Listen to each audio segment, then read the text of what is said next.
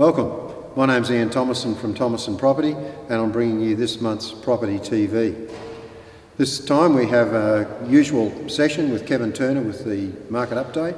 I've got an interesting interview with Ken Drew, a town planner in Brisbane, and of course we have our feature property of the month. But before we get to any of that, let's go to Kevin Turner. Thanks, Kevin. Thank you. Well, Queensland's property market is starting to emerge from the doldrums, posting positive results for the first time in 18 months, with sales up and property prices across much of the state increasing.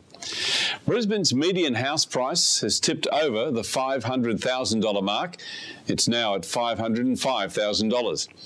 While many medians throughout the state are still down on 12 months ago, the quarterly results are the first signs that the market is starting to recover. Good morning and welcome to the show. I'm Kevin Turner. We're here to talk real estate. Whether you're following the property market or just interested in what's going on, Australasia's #1 independent real estate advisor, Kevin Turner, has the answers. Every Saturday 8 to 9 on 4BC. Well, thanks for that, Kevin. Now I'd like to take you to my guest for this month, who's Ken Drew. And Ken's a town planner. He's got his business in Ascot. And I've invited Ken in to talk to us about a subject that we get a lot of questions on, and that is subdividing blocks of land in the suburb and in the northern suburbs in general. So Ken, thanks very much for joining me today. My pleasure. Ken, you've obviously been around for quite some time. Well, I don't mean that in a sense of you looking old. Yeah. Yes, that's true. But you've got quite a history. Would you just like to tell us, just give us a very brief thumbnail sketch of your background? Okay, I've been a town planner for about 23 years. Was a civil engineer before that, ex-Brisbane City Council. Now I'm a sole practitioner. Do a lot of planning applications of all types. Okay. Now, Ken, one of the reasons that I asked you to join us today is that we get a lot of people asking us about whether they can cut their block up, whether they can subdivide and cut a block off or put a block in the back. I know there's issues that you've mentioned to me about whether it's in a DCP or not in a DCP. Can you just give me a bit of an idea, or give the people a bit of an idea of what the difference between a DCP and a non-DCP area is and what it means to being able to subdivide? Okay. A DCP stands for Demolition Control Precinct. This is an overlay over the older suburbs of Brisbane, around about 5k out from the city, and some of the older peripheral suburbs like Wynnum and Sandgate. Mm-hmm. It's a snapshot of the housing that existed in Brisbane prior to the end of 1946. Right. And the idea of the DCP is to essentially retain those houses that were there at that time. So if someone's in a DCP, there's obviously significant restrictions. If they're not in a DCP and they're on a, sort of an 800 square metre block, might be a corner or something, does that make it a lot easier and is it a lot different? Yes, it is different and it's easier. If you're not in a DCP, then the minimum lot size is 400 square metres and the average minimum width is 10 metres. And if there's a house there, if it's a property with a house on it, then the house can be removed without any planning approval.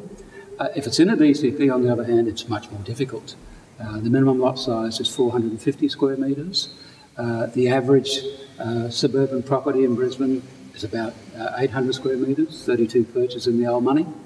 And if the minimum lot size is 450, clearly you can't subdivide an 800 square metre block, you need 900 square metres.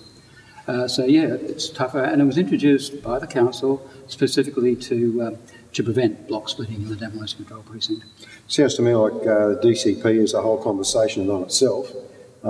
If we leave that for the moment and then come back to something a bit easier where it's not in a DCP, and someone has, say, already two blocks, it's two lots in their block, is it difficult to get approval to move a house sideways onto one block and cut the second one off, for instance? Well, it can be done. Many 800 square metre blocks are in fact on two lots, two 400 square metre lots. So if you can get the house off, if it's not in the demolition control precinct and you get rid of the house, then you've got two lots there already. You can demolish the house, take it away to somewhere else, or you can trim it to fit onto one of the lots. If it goes onto one of the lots, most of those lots are 10 metres wide. And the requirement for a house on a small lot is that the side setback from the side of the property to the wall of the house is 1.5 metres. which means that the house has got to be pretty skinny. So often that's very difficult to do. And those setbacks are hard to get relaxed.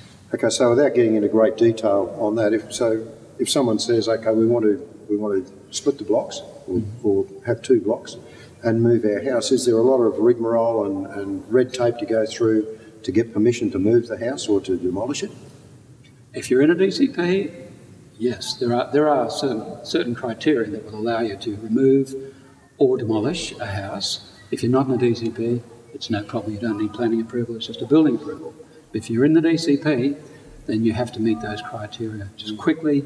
If the house is structurally unsound and it costs too much to restore it to structural soundness, if it's been significantly modified so that it's almost unrecognisable as a pre-46 house, or if it's in a part of the street where there are perhaps not too many other pre-46 houses, for example, one pre-46 house on its own or 2 side by side, they may be grounds for demolition and or removal. All right, well, Ken, it sounds like this is something we could talk about for numerous interviews, and we don't have the time to go into that in detail, but what I'd like to do at some time in the future is catch up with you again, if that's okay with you. Be happy to do it. We could go into more depth into some of these topics. Yes, it'd be my pleasure. Ken, in the meantime, if someone does have a question about their property situation and they wanted some advice, would you be happy for them to give you a call? Absolutely. Call or email. I don't charge for advice. Okay, all right. So that's Ken Drew, and Ken's at Beatrice Terrace. His business is at Beatrice Terrace in Ascot. And what we'll do is we'll put the number up on the screen so that you've got the opportunity to direct your questions to Ken.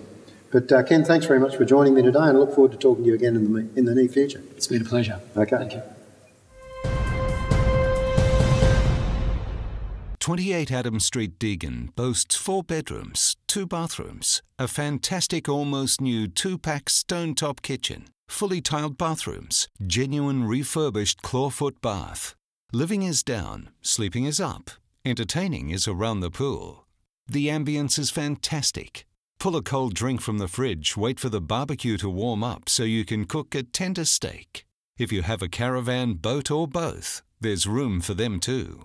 Not to mention the horse stables at the rear of the property, adjacent to the shed. Well, that's our feature property for the month.